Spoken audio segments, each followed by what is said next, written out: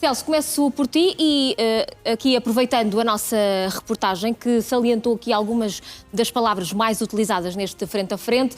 O Almirante usou muito a palavra opacidade, já Marcos Mendes por várias vezes referiu-se a insinuações em resposta ao seu adversário. Aquilo que te pergunto é, num debate que foi marcado por muitos ataques pessoais e não propriamente em discutir ideias políticas, quem é que esteve melhor, na tua opinião?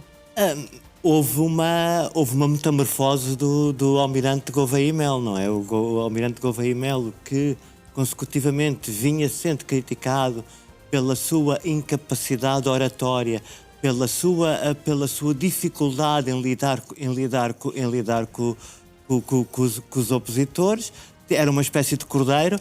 Neste momento travestiu-se e vestiu a pele de lobo e passou ao ataque com o candidato que, teoricamente, é aquele que mais disputa, que mais disputa o seu eleitorado.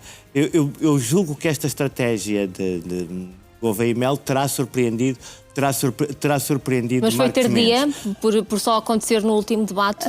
Não sei se é tardia ou se é aquela que é adequada, porque idealmente as pessoas tinham uma ideia, ou uma ideia pode ser até pré-concebida sobre o Almirante Gouveia e Melo, mas que se baseava na sua vetustez de caráter, nos seus princípios rígidos, na sua forma ética de estar na política, e por isso aí diferenciava-se dos seus rivais, e de repente torna-se num pequeno André Ventura. Aliás, Marcos Mendes comparam mesmo a André Ventura para atacar Marcos Mendes. Sinceramente, não sei até que ponto é que estes ataques e esta transformação dos debates presidenciais em julgamentos de caráter, não estou só a referir-me ao caso de ontem, estou-me a referir transversalmente a todos os casos. Deixou-se de falar de princípios, deixou-se de falar de política e está-se a fazer permanentemente avaliações de caráter e insinuações sobre o passado das pessoas, como se algum de nós fosse impoluto. Não há ninguém neste país, atrevo-me a dizer, nem um padre, que tenha um passado impoluto, não é? Há sempre qualquer coisa da qual nós nos gostamos de lembrar, ou de que nos arrependemos de ter feito. Isto tanto no campo do cidadão comum, no qual eu me inscrevo, como no campo das pessoas que têm aspirações políticas. Esta forma de fazer política, de facto, tem dado resultado. Foi isso que permitiu a André Ventura subir de forma consistente nos resultados eleitorais, e, pelos vistos, esta é a forma que Gouveia e Melo considera que será necessária para recuperar um bocadinho do desgaste das sondagens. Julgo que Gouveia e Melo marcou pontos porque surpreendeu pela diferença. Não me parece, tanto no caso de Gouveia e Melo como no caso de todos os outros candidatos que optam por esta estratégia, que uma estratégia de afronta, uma estratégia de pôr em causa o caráter das pessoas, seja aquela que mais dignifica a democracia e umas eleições, neste caso presidenciais, mas o mesmo princípio se aplica também às eleições legislativas ou às autárquicas ou às europeias. Acho que há aqui um princípio que está profundamente errado e que é preciso e sobre o qual é preciso refletir rapidamente. Alexandre, concordas com o Celso Filipe quando ele diz que esta mudança de postura do Almirante fê-lo marcar pontos, e também saber se Marcos Mendes esteve à altura na contrarresposta aqui à mudança de estratégia do adversário?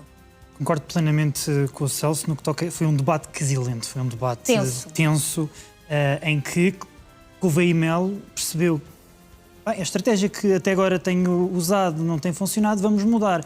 Só que a mudança foi uma mudança ofensiva, quase que mudou a placa tectónica política onde se inseria. Portanto, Gouveia e Melo apresentou-se nesta campanha... Aliás, é algo que estava agora a olhar para as nossas imagens, aqui mostrar recortes de jornais, é algo que de facto não estávamos habituados a ver Gouveia e Melo fazer. Ele apresentou-se neste debate bastante preparado nesse aspecto e bastante pensado para mudar a forma como apresentou nas presidenciais. porque, efetivamente, ele apresentou-se no início como um candidato, e citando Manuel João Vieira, de extremo centro, não é? Um candidato que é moderado, que precisa das duas pernas, portanto, a perna esquerda e a perna direita para rumar.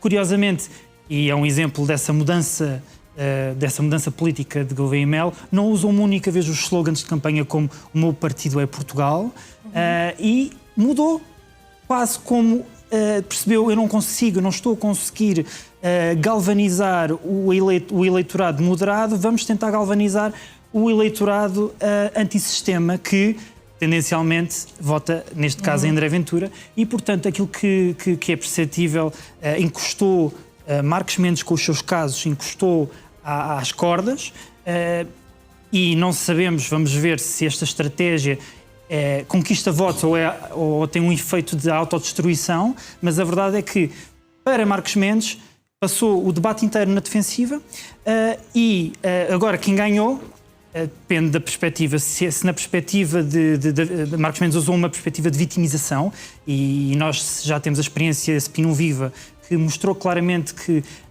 estes casos de transparência não correspondem automaticamente à perda de votos, e usou como chamou, portanto, Marcos Mendes chamou o almirante de André Ventura, etc, rasgou as vestes nesse aspecto, mas, pelo menos, e com isto termino, esta postura ofensiva de Gouveia e Melo tem sempre uma questão útil, que é efetivamente, Marcos Mendes não consegue esclarecer estas questões de transparência, apresentando-se como, diz que esteve na Abreu como a fazer atos jurídicos, não é?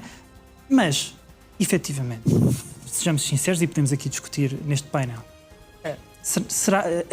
vai muito além disso. Será que abria portas? Será que facilitava contactos? Estas questões são importantes para o eleitor, antes de ir às urnas votar, saberem quem votar. Deixa-me só recordar uma coisa, Alexandre. A semana passada, só há 2 semanas, foi aprovada pela Assembleia, finalmente, uma lei do lobby. Finalmente existe uma base legal para o lobby. Nós, se me perdoem, mas nós parecemos que falamos do lobby como um instrumento do mal, uma coisa maléfica, uma espécie de bruxa-má. O lobby faz parte da natureza humana. O lobby faz parte da natureza humana, seja de particular, seja coletivamente. É muito importante. Deixa-me só dizer uma coisa. Seja, é muito importante que esta lei do lobby tenha sido aprovada, porque a grande questão era: faz o lobby às escondidas, faz nas trevas e por isso ganha favores, etc. Com um registro completamente transparente, eu faço lobby por isto e por isto, em defesa disto e disto, não há problema absolutamente algum. E toda a gente faz lobby. Introduzir também aqui no nosso painel o Raul Vaz, que junta-se a nós. Boa tarde. Sobre este debate, qual é que foi a sua apreciação? Surpreendeu a forma combativa como o almirante Gouveia se apresentou, e também, pegando aqui nas palavras do Alexandre, o assunto ou a polémica em torno dos clientes e do trabalho que fez Marcos Mendes não está para já acabada com a divulgação dos clientes? A vida não terminou ontem. Portanto, para Marcos Mendes, naturalmente, a vida também não acabou ontem. Mas também para Henrique Gouveia e Melo. Eu acho que Henrique Gouveia e Melo ontem mostrou-se na sua verdadeira natureza. É um candidato biombo, ou seja, adapta-se sempre às circunstâncias. Já foi apologista de um perfil de Mário Soares, de Ramalhianes. Ontem foi apologista daquilo que é a cortina de fumo que existe sobre o lobby, como o Celso bem dizia. Ou seja, todos nós fazemos lobby nas nossas vidas. Uns mais que os outros, de uma forma mais legal, outra menos ilegal, e isso é muito importante. Agora, há 2 candidatos nestas eleições que não têm passado. Um é António Filipe, que apresentou uma folha em branco, ou seja, eu não tenho interesses na minha vida, e eu isso acho lamentável, porque António Filipe devia ter, eu percebo a lógica, a criação do Partido Comunista Português ao último dos últimos 100 anos, e Henrique Gouveia e Melo é uma folha escura, não se sabe o que é que ele tem por trás. E é evidente que Luís Marcos Mendes tem essa vida exposta. Eu diria que o candidato Marcos Mendes poderia ter feito diferente, ou seja, atempadamente dizer: eu tenho estes interesses, tive este, defendi isto, abri portas e fechei portas. Sendo que não é um crime, como ele próprio defendeu. Mas, quer dizer, eu não percebo como é que, quer dizer, Henrique Gouveia Melo está cheio de lobistas à sua volta. Quer dizer, o grande patrocinador da candidatura de Henrique Gouveia Melo, que é Mário Ferreira, vive à sua volta, no seu board, de lobistas. E bem, não tem problema nenhum. A sua base de negócios, a sua base de crescimento económico, a sua base de criação de emprego, tem a ver com lobistas. Isso é preciso dizer com Ângelo Correia, que é um apoiante, enfim, ali mais na sombra de Henrique Gouveia Melo, é um lobista desde que nasceu, desde que publicamente nasceu.